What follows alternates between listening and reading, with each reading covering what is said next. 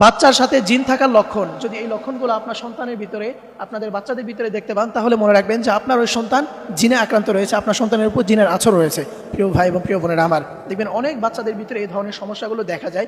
এই ধরনের সমস্যার সম্মুখীন হয় অনেক সন্তানেরা, কিন্তু মা বাবা এটা খেয়াল করে না, যার কারণে তারা অবহেলা করে, যার কারণে এই সমস্যাগুলো আস্তে আস্তে দিন দিন বাড়তেই থাকে।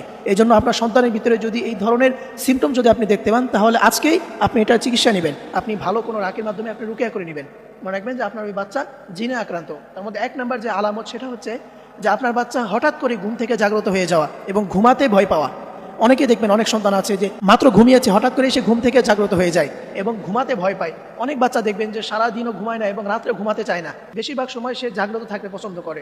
এই ধরনের যদি আপনি দেখতে পান, তাহলে মনে রাখবেন যে আপনার ওই বাচ্চা হয়তো জিন আক্রান্ত।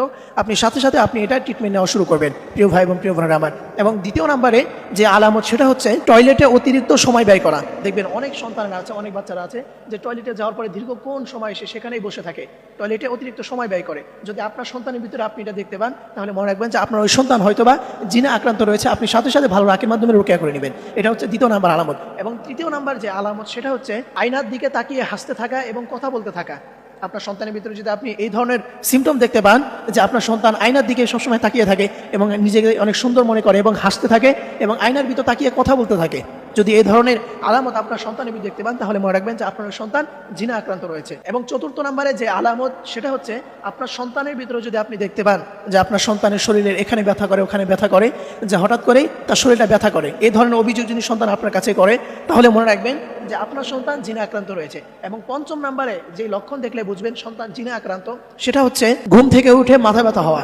দেখবেন অনেক সন্তানের ভিতরে এই ধরনের সমস্যা রয়েছে, যখনই ঘুম থেকে উঠে তার মাথা ব্যথা করে, মাথা হালকা ভার হয়ে থাকে। এই 5টি লক্ষণ যদি আপনার সন্তানের ভিতরে দেখতে পান, তাহলে মনে রাখবেন যে আপনার সন্তান জিনে আক্রান্ত। অনেক মা বাবা আছে এগুলো বুঝে না, এবং অনেকে আছে বুঝেও এগুলোকে অবহেলা করে, বিশ্বাস করতে চায় না। অনেকেই বলে, হুজুর আমার এই সমস্যা, অথচ আমার বাবা মা বিশ্বাস করতে চায় না, অথচ আমার পরিবার অমুক বিশ্বাস করতে চায় না। এই ধরনের কথা অনেকেই বলে। প্রিয় ভাই, প্রিয় বোনেরা আমার, জিন জাতীয় অবিশ্বাসের কোনো কিছু নাই। আপনি এটাকে যত অবহেলা করবেন, যত অবিশ্বাস করবেন, এটা সমস্যা ততটাই বৃদ্ধি পাবে। এই জন্য এগুলো অবহেলা না করে, এগুলো হচ্ছে আল্লাহ তাআলার একটি সৃষ্টি, জিন আল্লাহ তাআলারই সৃষ্টি।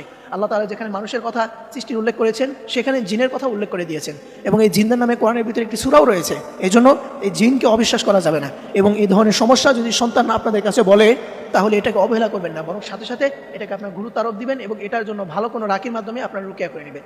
আল্লাহ তাআলা আমাদের সকল মা এবং বোনদেরকে এই বিষয়গুলো বুঝে আমাদের সন্তানদেরকে দুনিয়াবী সকল জিনের আসর থেকে আমাদেরকে হেফাজত করুক। সকলেই পড়ি আমিন।